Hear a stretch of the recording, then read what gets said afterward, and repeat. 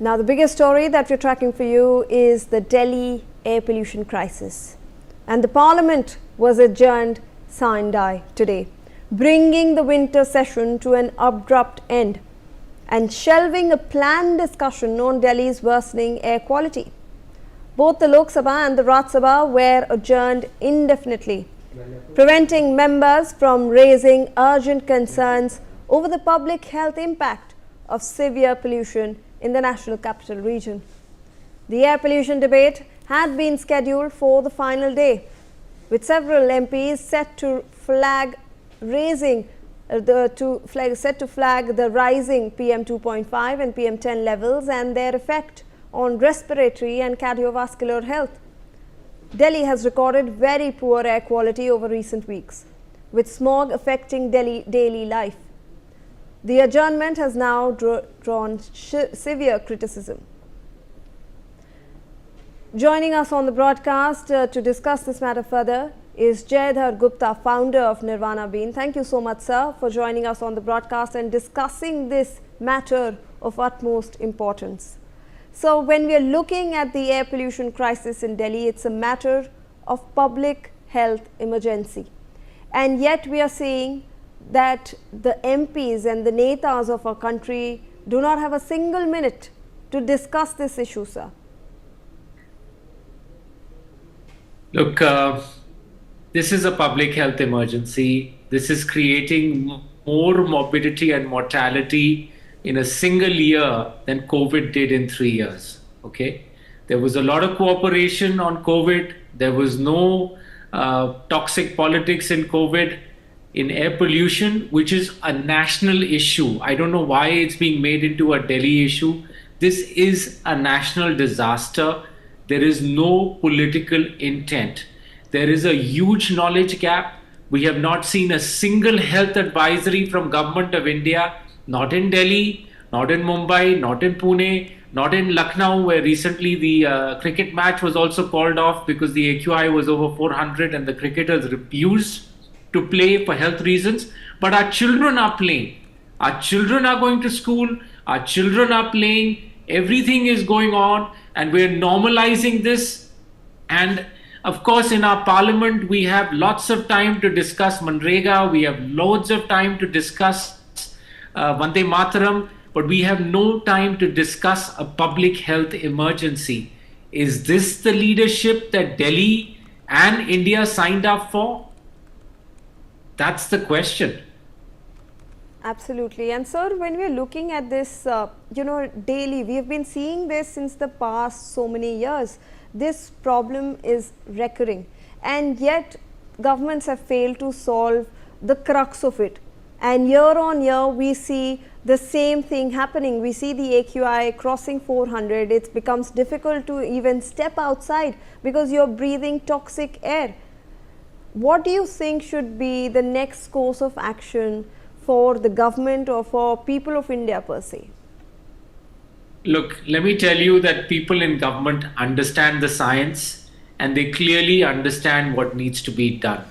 There is an apathy, and that apathy is coming because citizens and residents of India are not engaging with this issue. I think there is a clear knowledge gap. I don't think people are aware of how sick this is going to make us. And not only us, your children, your parents, everybody. I don't think people are aware. Again, there is no direct link. This is a silent killer. There is no direct link to mortality. Just like COVID. That's how we underreported and had just 5 lakh deaths in India, over 3 years.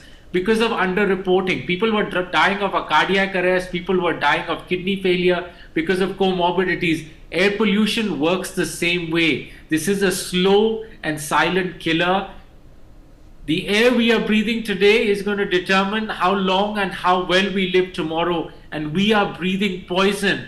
And there is a knowledge gap. Your leadership of this country is minimizing the issue. We, in all of our actions, by doing our lunches and Christmas melas and fates, are normalizing an AQI of 400 or 500. And let me tell you that we and our future generations are going to pay for this because the lack of our inaction, not only the leadership of this country, which we have. We have a health minister, we have an environment minister, we have an education minister. There is complete irresponsibility. There is a complete lack and failure of leadership and governance on this issue. I'm sorry. I mean, I am suffering. I 10 years ago, because of being active in Delhi's air, I have developed bronchial asthma and early COPD. I'm going to die a horrible death, and that is not something I want for the rest of you living in India. Please rise. Engage with your RWAs, engage with your schools. We have to create a movement because the politicians are checked out, and we are the guys who have voted these. This is the leadership that we have elected, and they have failed us. And so there is this absence of a dedicated debate. You rightly mentioned at the start of the discussion that we had time to discuss a host of issues in the parliament, even though it was a truncated session, but we discussed a whole lot of issues. They did not have 1 hour to in fact discuss this public health emergency. People have been suffering for it, and we have people coming up with short-term measures, but now is the time for long-term measures that need to be implemented on the ground as soon as possible, so that we do not suffer next year as well. What does this say about the legislative policies of the government or the national priorities right now? I don't even know where the priorities lie. I already said that, we have time in Parliament to discuss Vande Mataram for, I believe, 10 or 11 or 12 hours, and Manrega. And when we have the entire country feels like a war zone. We have chemical and biological warfare. Every citizen and resident of this country needs to be in a bunker right now. That's how bad the conditions are.